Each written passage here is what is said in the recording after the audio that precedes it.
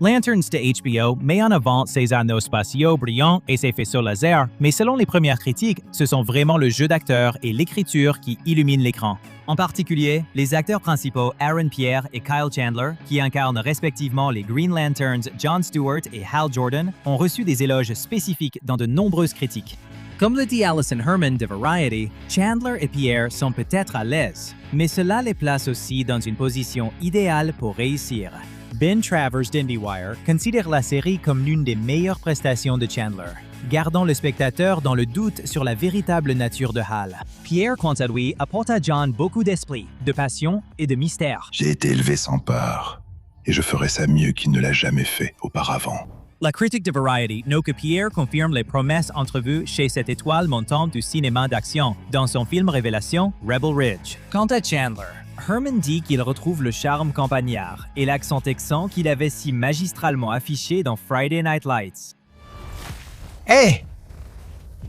C'est l'heure de se lever, Junior. Les critiques ont inévitablement comparé Lanterns à d'autres œuvres. Daniel Feinberg, du Hollywood Reporter, base presque toute sa critique sur la comparaison de la série avec Reacher d'Amazon, qui vient tout juste de lancer sa 4e saison. Reacher parle d'un étranger qui arrive dans des villes pour résoudre leurs problèmes, et Lanterns suit un peu la même formule, avec Hal et John qui arrivent dans une ville du Nebraska pour résoudre ce qui semble être une série de crimes insolubles. Cependant, Feinberg affirme que Lanterns est plus intelligent, mieux interprété et tout simplement supérieur à toutes les saisons de Reacher à ce jour. Deux autres comparaisons fréquentes concernent les séries associées aux créateurs de Lanterns, notamment True Detective et Watchmen. Le showrunner Chris Mundy a précédemment travaillé sur True Detective Night Country, mais c'est la première saison de True Detective en 2014 qui, selon Mundy et les autres créateurs eux-mêmes, a directement influencé Lanterns. Jesse Skaden d'IGN écrit que la même ambiance est clairement présente dans la nouvelle série, en soulignant qu'elle possède une sensibilité discrètement stylisée et plus ancrée dans la réalité, similaire à la première saison très acclamée de True Detective. Skaden prévient également que des fans de comics qui espèrent une grande épopée spatiale risquent d'être déçus.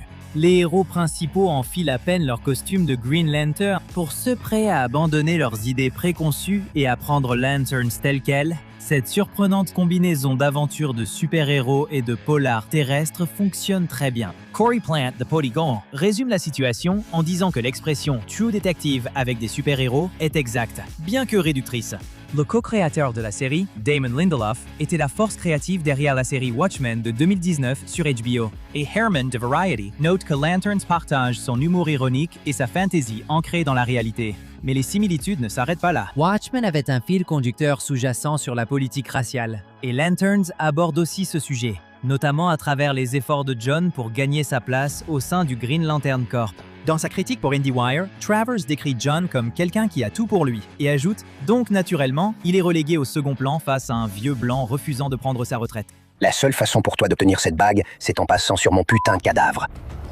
Bien que la plupart des critiques fassent l'éloge de la série, elle a aussi essuyé quelques reproches de la part des critiques. Dans la critique par ailleurs élogieuse de Germaine Lucier pour Gizmodo par exemple, il note que la saison perd beaucoup de son élan narratif dans sa seconde moitié. Il écrit que les épisodes 6 et 7 ressemblent davantage à une deuxième saison décevante qu'à une suite cohérente de la première. Les critiques n'ont apparemment pas vu le final de la saison, donc Lucier pense que le rythme pourrait alors s'accélérer.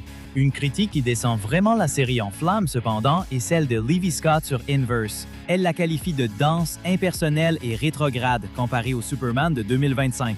Cependant, elle note que le jeu des acteurs empêche la série de sombrer. Tous semblent s'accorder sur ce point.